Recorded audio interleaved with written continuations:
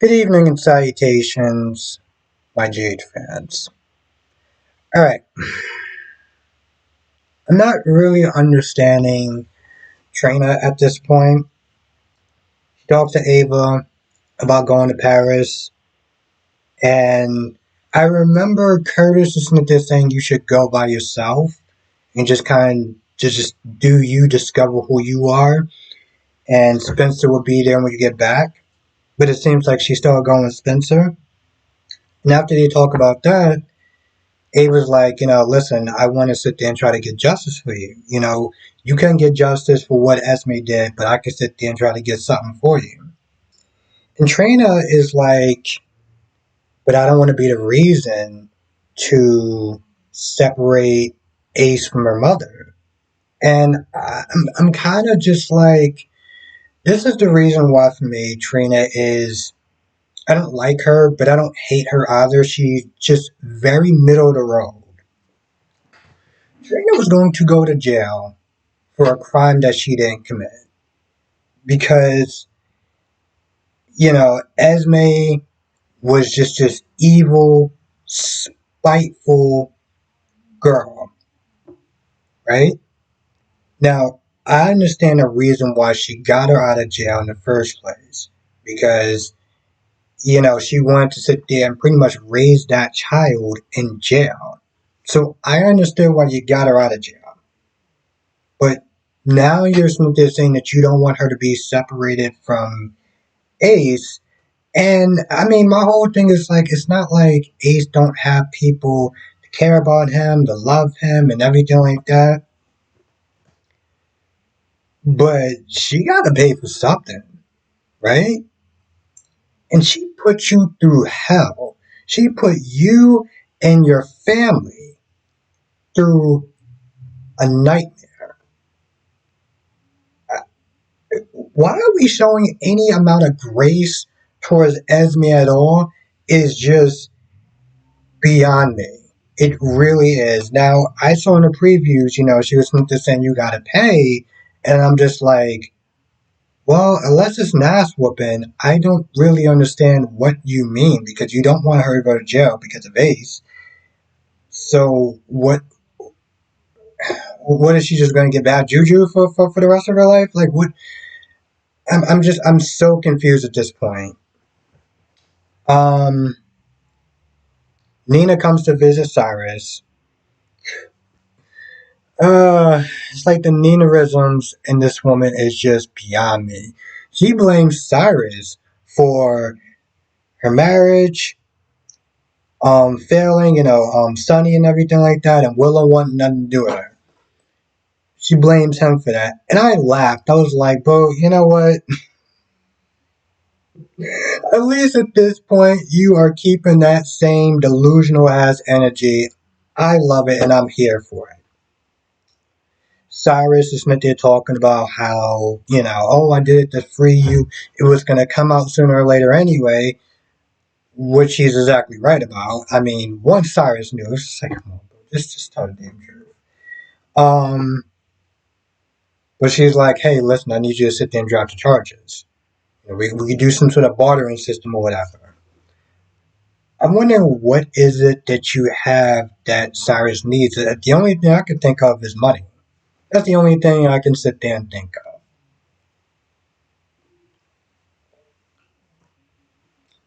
Laura is there trying to get Ava to drop the charges. She got 6 months of probation, no jail time. Ava is upset, talking about, oh, justice wasn't served, this, that, and the third. And I get that she wants justice for Trina, and that's understandable. That's commendable. What was that same justice when you shot Connie? Yeah, okay. Let's not sit there. Let's kind of take it down a couple of notches with that. When you switch Morgan's pills and stuff like that, I'll let you take it down a couple of notches. Come on. Um. Now Nicholas is back. He talks to Spencer, and Spencer apologizes for ripping into him and tearing up the family because he got used by Esme and Ryan. They're talking. He apologizes. which, about nearly a year ago, I would have been calling him every name in the book, and I can't really think of anything right now. So, good job on that. Um, so, he meets his son and everything like that. Spencer's like, you need to sit there and stay with me. He's like, he can't. He's like, y'all two can come with me. I think this probably has a lot to do with a couple of things. Maybe they don't have a good story for Nicholas. Maybe they feel like they can't cast a good Nicholas right now. You know? Whatever the reason is, now they have him running and stuff like that. And, even Spencer's like, you just get Diane. I mean, Diane's kept Sonny and Jason out of jail for years. You're good with Diane. So, I don't know what they're planning on doing with the Nicholas character. I'm gonna be honest. I don't even think they're even really thinking about the Nicholas character too much right now. They got Jason Morgan coming back. They got Steve coming back. So they're not even sitting there thinking about trying to cast an actual permanent Nicholas. Now, at first, I was sitting there thinking, I'm like, all right, what is the point of this conversation with Christina and Sonny? She's there to sit there and check up on him, and then she starts talking about how you always been there for me, this, that, and the third. And I mean, the conversation doesn't really go anywhere. The only thing that really hit Sonny was when she talks about how he's always tried to do the right thing, this, that, and the third, and um come back from Nixon Falls changed you and your inspiration and blah, blah, blah, blah, blah. All this talk led to was Sonny changing his mind on getting rid of Cyrus. Why? I have no idea. I mean, your kids never talk to you and tell them how much they loved you before you decide to kill someone. You just grew a conscience today. All the other people that you killed, bodies, illegal activities, whatever. Today's the day. It's the day that you decide to grow a conscience. And he calls Dex to try to put a stop to the hit. Now Dex is there, he's checking his phone and everything like that, and he finally gets an opening when Nina leaves to go in there and take care of Cyrus. I feel like he's gonna get there in time just because I feel like people love the actor, people like the character, even though it's kind of a little bit less of this whole Bible thumping thing, but Mr. Old One, Mr. Old Ruthless Sonny. I mean, Ruthless Cyrus. But I feel like Cyrus is still going to be alive. I didn't I didn't say anything that anyone else didn't see. I'm just giving my best guesstimate. Now, the last thing I want to sit there and talk about is Jocelyn and Adam. I've been sitting there saying for a while that Jocelyn has a big heart. There's certain things you can't do. You can't help every single person. And after she tracks down Adam is on the park bench drinking. Kind of like Taggart is, wherever Taggart may be. Remember that guy, right? I think he was Trina's forever dad. He'll be fine. Anyway, so she tracks him down and he's drinking and he's all like, you need to leave me alone. Just, go away. Life is terrible and all this other stuff, right? I'm a nobody, I'm a screw up. And, Jocelyn pretty much tried to talk him off the ledge. Then he just, at first we thought he passed out because of the alcohol.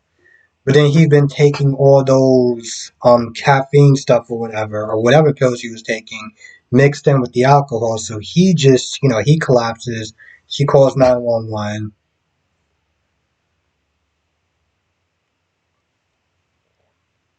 And the scene ends right there. People kept saying that, there's rumors that he's going to be her stalker and stuff, right?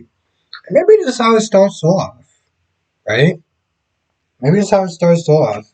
You know, she literally sniffed there batting for him. She's probably the only person that's been batting for him. And plus, she's a good looking girl. Well, she's a good looking woman.